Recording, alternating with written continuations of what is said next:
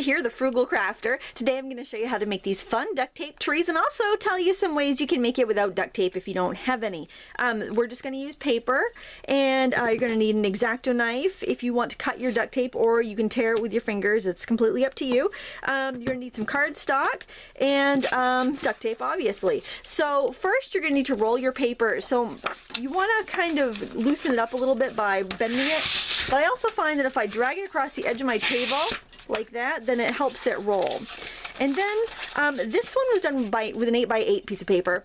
This was done with a 12x12 piece of paper, and I figured I'd just see what happens if I use an 8.5x11 piece of paper. So that's my little experiment that I'm going to do right now. So I want to put some duct tape along one of the edges, and that is going to be what I use to adhere it. Of course, you could use you know, hot glue or staples or whatever you have. You don't have to use duct tape for this. This duct tape is from Oriental Trading Company. They do have probably the best price on it, and they carry both the duct tape brand, Duck brand, and also their own brand. So you have some options there. I noticed with the pattern tapes especially, it's quite a bit less to get the Oriental Trading brand. You get twice as much for the same price, but they're both available.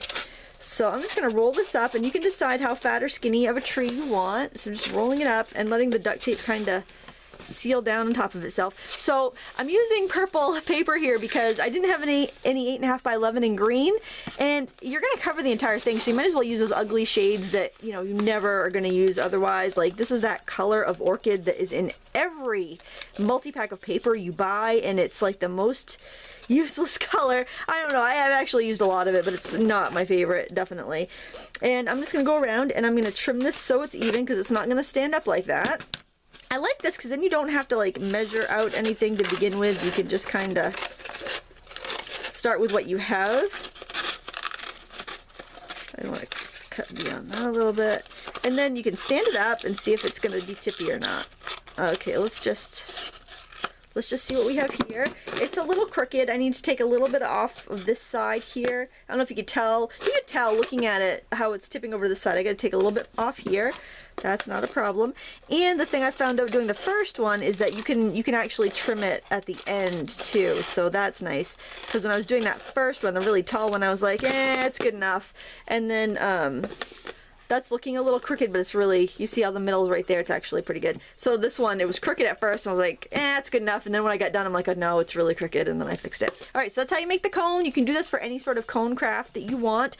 So very handy, cheaper than buying the styrofoam cones, and much better for the environment. And go ahead, raid your recycling bin, and use a cereal box or something if you don't want to use your cardstock. So this really can be done for free. And in fact, I think that those strips of wrapping paper, when you're wrapping a present, you cut a little bit off, all those strips when you're done, that will be perfect for this if you don't want to use duct tape. All right, so now we want to cover this bottom ring. So I'm just going to tear off a piece of duct tape for that. And I am just going to wrap it around. Nothing fancy here. You will get some wrinkles because you're not wrapping on something that's a perfect cylinder. It does slope, so don't worry about that. It's going to be covered up when we're done. And just for size comparison, this was done with 8.5x11 paper. Well, let me just fold in the end so you can really see. Just, to kind of help you gauge what you're going to get depending on what size paper you start with. Just fold in those ends. Don't worry, just be as neat as you can. Don't worry about it. And then just press down. Don't have to even pleat or anything, just press it down. So here's a size comparison: 8-inch, 8.5x11, 12x12. So there you get 3 different size trees that way. Yeah, use what you have, absolutely. And I think it looks great to have different size trees anyway. Okay, so now that you've got your cone and the bottom covered, you need to cut your strips, and you can tear it, but it's a lot quicker to cut it if you have like an X-Acto knife or a utility knife. I bet this tape ripping sound is extremely annoying. I apologize for that. So what I like to do is actually stick them all down at once. And I'm working on a Fisker's mat that's older than the hills. But I like it because it's not shiny. And so I could press it down like that so I could cut my tape. But it's not going to it's not gonna rip the mat up when I pull it, and it's not gonna leave tape behind like on my score mat, because it's kind of shinier. I did that and it left tape behind, residue, so it was kind of difficult to clean afterwards, and I just want to kind of save you that hassle. You could obviously stick this down onto a silicone mat or onto wax paper and it wouldn't stick, but if you cut on it, you'd also cut through your mat, and that would be kind of annoying. Alright, so now that I've got all of these down, you don't need to measure, you just need to cut approximately 1.5 inch strips. And you know, if you end up with some that are skinnier, don't worry, you can use those at the end, so don't toss them. They'll still be useful. I'm not even really measuring, I'm just kind of using my grid as a guide, and I'm slicing. But see how it's time saver? Instead of cutting these strips one at a time, you can do 4 at a time and save some time. Ah, how do you like that? 4 at a time, save some time. I'm brilliant. No, I'm really not. Okay, so now the fun begins, and then my first row is going to be red. So I just picked 4 patterns. You can use whatever you want. You can do them all the same. I think it's nice to at least alternate 2 patterns. You know, if you had 2 different kinds of wrapping paper or 2 different kinds of duct tape. And so you can kind of see about how much we're using here. We got probably 1.5 feet of each of these out right now. I'm not 100% sure how much I went through to make the other 2, so I still got plenty of my rolls over there. I don't know if they're 10-yard rolls, 20-yard rolls, or 20 feet rolls. I'm not sure. Seems like I get quite a bit on there, so that's nice. I'm a little stingier with the patterns because, especially with the Duck brand, the patterns are 10-foot rolls usually. The patterns at Oriental Trading, the Oriental Trading brand, are 20 rolls, but I think both the solids in Duck brand and Oriental Trading brand are both 20 yards a roll, I think. It's got to be 20 yards. It can't be 20 feet because I think that I would have used much more. Alright, but you know, double check. I'll put a link down to the website. You can check it out and see. Always check, because sometimes they also carry some skinny duct tape that's really cute for, like, you know, finishing edges on wallets and other little like crafty projects. And they're cheaper. Those are like 2 something a roll. But, you know, they wouldn't be that appropriate for this. It would take, well, you could, it would be cute, but it would take so many little squares of that to cover this. So if you were using scrapbook paper or ribbon or wrapping paper, I love the wrapping paper idea, by the way, then you can do the exact same thing. Just cut 2-inch strips and then cut them apart, you know, at 1.5 inch intervals, and use some sort of glue. If you're using wrapping paper, I think I would use just like a white school glue, or maybe even a glue stick, because that stuff's so thin it wouldn't take much strength to hold it. If you're using ribbon, I suggest hot glue, and if you're using scrapbook paper, tacky glue or hot glue, something like that. So there's our first round. The next one I'm going to do with this patterned red, and it's the same thing. You're just folding your corners in. Got my hair in there. I touched up my roots today, and so my hair is down, just kind of drying, air drying, and it's shedding. I'm shedding. I shouldn't be. It's winter. Should be getting my winter coat. There we go. Like anyone thought I was a natural blonde, right? I'm not fooling anybody. All right. So tomorrow, this is take 2, by the way. I know, it's hard to tell, I'm usually so polished. So tomorrow, either tomorrow or Tuesday, I'm doing my monthly spot for the local TV station, crafty spot, and I'm going to do Christmas crafts, and we're actually going to tape 2 episodes, and I'm thinking I might do this from one of them. So in the running, I'm thinking either this, my snowflake ornaments, or my string ball ornaments. So if you, I don't know, what do you think? What should I do? I'm not sure. I think the string balls, because I would definitely think the pipe cleaner snowflake ones, because it's an easy concept, and it's a lot of people have the supplies at home. I really like the string ball one too, because it's an easy concept and most people have the supplies at home. This, I'm not sure though, but if you could do it with wrapping paper too, I think most people would be able to do it. But, you know, I like to do something that, even if it has some busy work, like obviously this is taking us a while to cover this, it's something that you can get the gist of, and, you know, nothing too complicated that you have to, you know, have it explained to you for 10 minutes. We're just chatting here. I felt like it's been a while since we did a chatty video, so that's why, you know. So you probably, if you've got the gist of this already and you're sick of hearing me talk, you can obviously go on your way. But I know I like to catch up with you guys, and I don't do many just plain old vlogs. So this is kind of like my vlog. There we go. All right, we are going to continue in this method, just working our way up the tree. And oh, you probably know about this, but if you are watching this on YouTube and you're like, oh my gosh, Lindsay, do I really have to sit through 20 minutes of this? You are boring me out of my mind, but I'm afraid I'm going to miss something. You can go down to the little gear button at the bottom of the player. There's a settings tab, and you can speed it up so you can watch it 2 times fast. And I sound like a deranged chipmunk if you do that, which is kind of entertaining.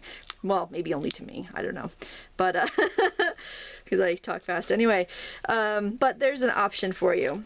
So let me just get this this ring of the green on, and then I will pause it and put you out of your agony for a little bit. And look, you don't even have to be perfect. If you realize you didn't get quite to the middle, you can just kind of bend that one more and, you know, make up the difference. It really doesn't matter. I love projects like that because I'm not someone that's going to sit down and measure anything. I'm just going to, you know, good enough, close enough. Good thing I'm not a house builder. That would be a very poor one. Like, oh yeah, that's square enough. 2 years later, the house is slid down a hill or something. Yeah, good thing I'm not an accountant. Good thing I have an accountant. That would not be good. Close enough. We'll just round that number up. There we go. Look at that. We don't need to bounce exactly. There we go. Okay. All right, so there you can see kind of the little composition that we have. There, it kind of looks chevron. I like that pattern. So what I'm going to do is I'm going to continue this pattern. I'm going to do a row of this, and then a row of that, that, and that, okay? And we'll catch up again when I'm a little bit closer to the top. I wanted to mention when I go to add, when I'm getting like kind of halfway up the tree, there isn't going to be as much tape used. So sometimes I'll just like either cut off 1 square at a time until I fill in what I need to fill in. I just did about 6 inches of, well, 8 inches of squares there or so, just so I wouldn't have to stop and recut. So just kind of as you're getting towards the top, I wouldn't cut off too much more than you're sure you can use, because you might not have a use for those little squares. Again, just to save your product a little bit. And I'm trying to keep track of too of how much I'm using too, so I can give you an practical estimate about what this project is going to take for materials. So just wanted to pop in and give you that little tidbit of advice, and I'm going to keep on keeping on here. Okay, we've gotten all the way to the top, and then you'll end up with kind of a shorter area, and you can either cut these smaller or you can try going around. Maybe we could do 2 of this. I like to save the smaller pieces, like if you miscut and you end up with some tinier pieces, I save those to go around the top, because a lot of times you just need those little tinier pieces. So I'm just gonna sneak those in and around. Actually, you could have done that with full-size pieces. I'm still gonna need 1 more color. Now I'm gonna use a little artistic license here, because really next in the pattern I should be using the green, but I already have some of the pattern green still left over and I don't want to waste it, so I'm just gonna go ahead and use these, but I am gonna trim them a little bit smaller. Okay, so they're about 1 inch, and I'm just gonna give like a little point here and go around a couple times here. So I'll get it, and I'll have some tiny little petals, and it'll be kind of neat up here on the top of the tree. And of course, don't worry about it being perfect, because it does not need to be perfect. I'm actually going to trim that a little bit shorter. And if you guys end up making this project, I'd love to see it. You can post it on the Facebook community, the Frugal Crafter community, or you can put it, you can tweet, I think you can tweet it. If you tweet it and do like @Lindsay Weirich, I think it'll show up. Or if you hashtag the Frugal Crafter, I think I'm going to set that up so anytime somebody hashtags the Frugal Crafter, it'll show up on the Facebook page under the Instagram tag. I think I can do that. I think I can figure that out. But you know, there you have it. It's, you know, cute little tree, and you know, do it in different sizes. I think it looks adorable. Let me know what you think of this project. Please give me a a thumbs up and subscribe. And oh, below the video, I'm going to put a link to a contest that's going on, sponsored by USA Today. It is a holiday lights contest, and I think by the time this video goes up, it'll actually be time to vote for your favorite. They're going to pick 10, I think, out of everybody that submitted their holiday lights, and you can vote and you can win a $1,500 gift card or a $1,000 gift card. There's going to be 2 winners out of everyone who votes. So, you know, just pick out so you get to see some pretty holiday lights, and, you know, vote for your favorite, and you might win something cool too. I want to thank you so much for watching. Please give me a thumbs up and subscribe and share it with your friends. And if you try it, I want to see it. So let me know. Make sure you share that photo with me if you do. Thank you so much for watching. Until next time, happy crafting.